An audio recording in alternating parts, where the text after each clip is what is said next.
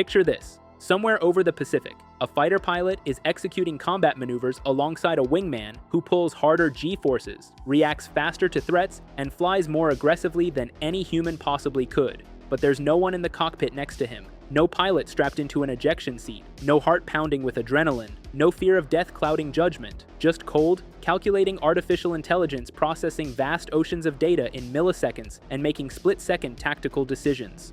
This isn't science fiction. This isn't 20 years in the future.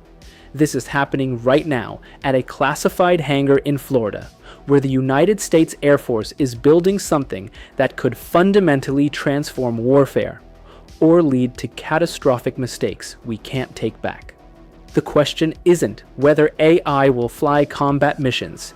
It's whether humans will still be making the life or death decisions when those missions turn deadly. Deep inside Eglin Air Force Base in Florida, something remarkable is taking shape. They call it Top Gun AI, though that Hollywood name barely captures what's actually happening in these hangars. The XQ-58 doesn't look particularly intimidating from certain angles. It's relatively sleek, compact, smaller than traditional fighter jets. But this drone represents something revolutionary, an aircraft piloted entirely by artificial intelligence, serving as a test bed for a radically different kind of air force. Major Trent McMullen is a fighter pilot, but he's not training to fly the XQ-58. He's training to fly alongside it. He's already flown safety chase missions, shepherding these AI-controlled aircraft through test flights, communicating with the autonomous systems on board. When asked how the drone maneuvers, his response is telling. It takes some getting used to flying next to it. As humans, we fly very smooth, but it can roll and fly a little bit snappier than maybe a human pilot would. Translation: the AI doesn't care about passenger comfort or G-force limits that would make human pilots black out. It's not constrained by biology. It can execute maneuvers that would be physically impossible for flesh and blood pilots. The capabilities being tested are both impressive and unsettling. These AI systems are learning basic air combat tasks, the blocking and tackling of aerial warfare that human pilots train on when first learning to fly. Instructors can assign targets. There's an adversary out there. Perform an intercept. And the AI executes, processing sensor data, calculating optimal approach vectors, and maneuvering autonomously. The XQ-58 blasts off like a rocket in some configurations, though full-scale models have also taken off from conventional runways. And yes, they can absolutely carry weapons. General Adrian Spain, who heads Air Combat Command, isn't shy about the vision. The plan involves operating AI-piloted drones alongside manned aircraft in actual combat operations. You could tell them to fly out ahead and execute attacks on complex target sets, and they would do it. When pressed on whether AI drones are capable of doing this today, not in some theoretical future, but right now, the answer is unequivocal. Absolutely, we can. It is possible today. This isn't just speculative planning. An AI-piloted F-16 has already held its own in limited dogfight scenarios against an experienced human fighter pilot. Other F-16s are being rewired and retrofitted for more realistic combat testing. These aircraft still have cockpits and safety pilots, but once the AI engages, human hands come off the controls. The safety pilot monitors, ready to intervene if something goes wrong, but otherwise the artificial intelligence is flying the mission. Real fighter pilots in other aircraft try their best to outsmart the AI in simulated combat. How does the AI actually get into the aircraft? The answer is surprisingly simple: plug and play. Pilots hand carry something resembling a cartridge about the size of a thick smartphone out to the aircraft. There's a receptacle where they insert it. That's it. The AI loads, boots up, and the aircraft is ready to fly autonomously. It's that straightforward. Are we witnessing a revolution in warfare? Retired Air Force Lieutenant General Clint Hinote doesn't hesitate. If we continue down this path, it has the potential to be a revolution.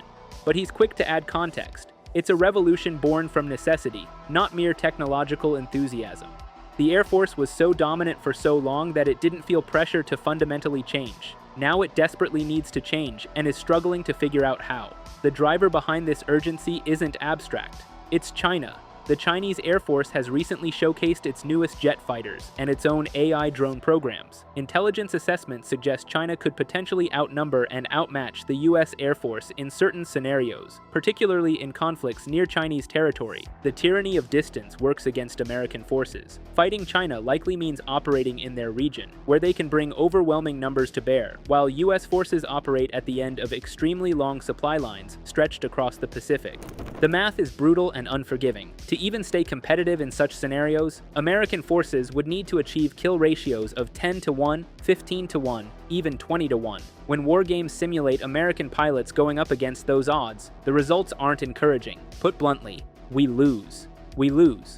Those aren't hypothetical exercises. Those are the best estimates military planners have for how conventional conflicts might unfold. The Air Force is counting on AI drones to fundamentally alter that calculus. What does AI bring to combat aviation that human pilots don't? The primary advantage is data processing. A human pilot in a complex air combat environment faces impossible information overload. There are radar returns, electronic warfare signals, communications, visual identification requirements, threat assessments, tactical coordination with other aircraft. It's simply too much for one person to absorb and process effectively. Artificial intelligence might be able to ingest all that data simultaneously, process it instantaneously, and make real-time tactical decisions faster than any human could manage.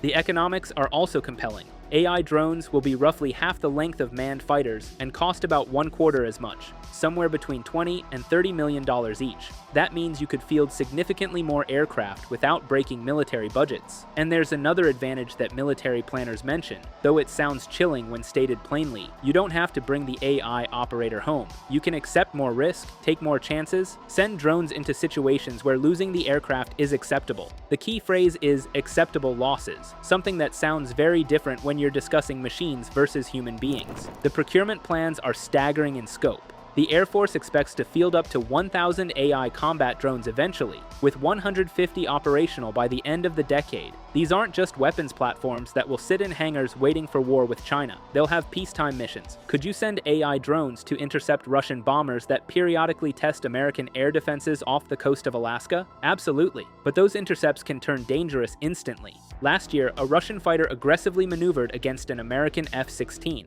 So AI drones performing such missions would need to be prepared to shoot if threatened. This raises the question everyone wants answered, but fears asking: will AI be making life or death decisions about when to fire weapons? The official answer right now is emphatic. Absolutely not. The human who's controlling the AI will make the life and death decisions.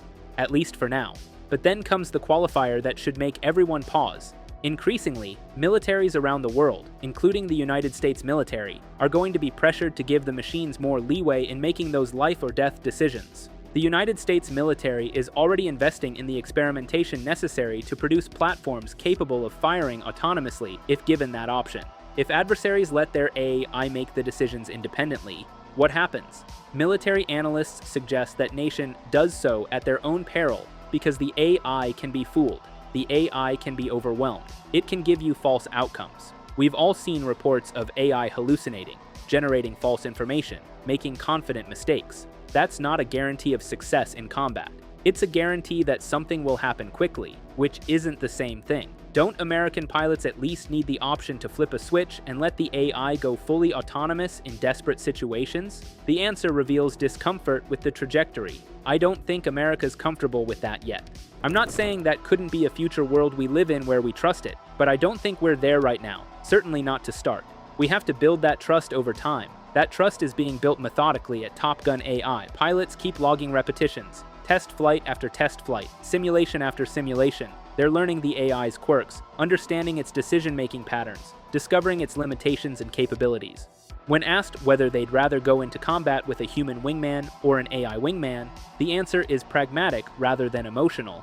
When we're talking about the threats of tomorrow, if I can send an uncrewed asset into a high-risk environment, I'd rather do that than send a human pilot. There's cold logic to that answer, but it also represents a fundamental shift in how warfare is conducted. We're building weapon systems that can think, react, and potentially kill faster than humans can intervene. We're creating aircraft that aren't limited by human endurance, fear, or the physical constraints of biology. We're developing combat AI that learns from every engagement, improving with experience just like human pilots do, but without the trauma, without the hesitation, without the moral weight.